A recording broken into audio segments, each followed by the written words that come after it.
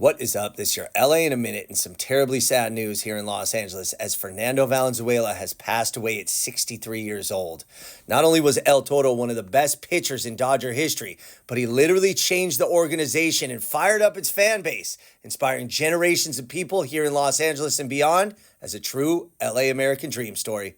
Let's get into it. The Fernando Valenzuela story begins in 1960 when Fernando Valenzuela Anguamea, who was the youngest of 12 children, was born in Echoaquila, a small town in the municipality of Navajoa in the state of Sonora, Mexico, to farm worker parents who were part of the indigenous group called Yoreme.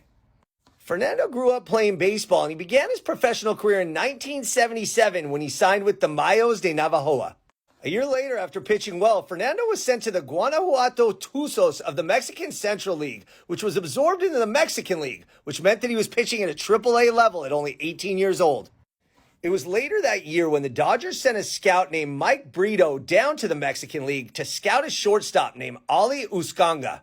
Valenzuela fell behind 3-0 to Uscanga, but then threw 3 straight strikes to strike him out. It was at this point that Brito said he forgot all about the shortstop and started focusing on Fernando.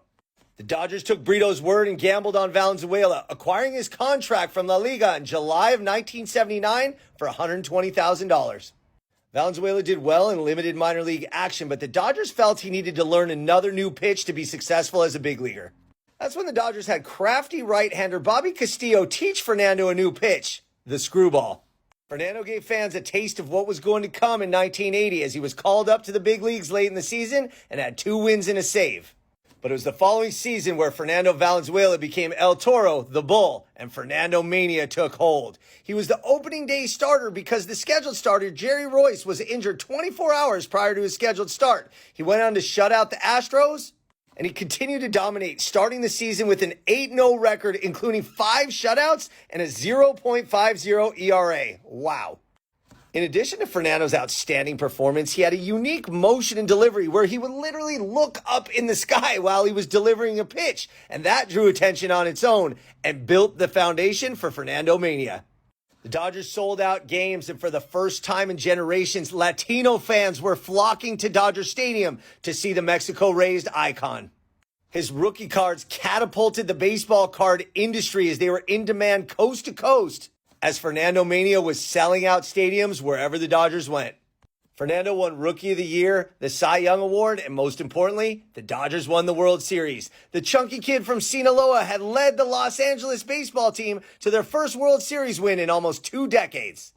Fernando's impact on the Dodgers and Los Angeles can't be overstated. He continued to perform, and the fans in Los Angeles continued to embrace Fernando.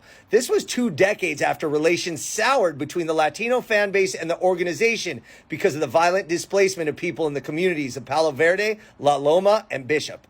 Fernando just kept right on throwing that screwball. Before the 1986 season, he signed the highest paid contract for any pitcher in baseball history.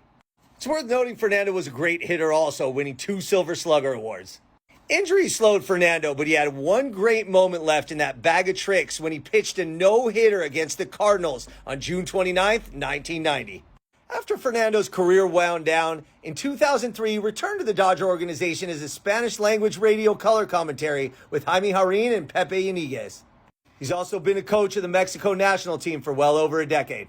And Fernando made the round trip fully complete in 2017 when he purchased the Mexican League team, Tigres de Quintana Roo. Fernando Valenzuela will forever be one of the most impactful figures in Dodger history, not just as a great pitcher, but as a symbol of Los Angeles and a true LA American dream story. So rest in peace, Fernando. And in the words of Vin Scully, if you have a sombrero, throw it to the sky. All right, LA, it's been a minute.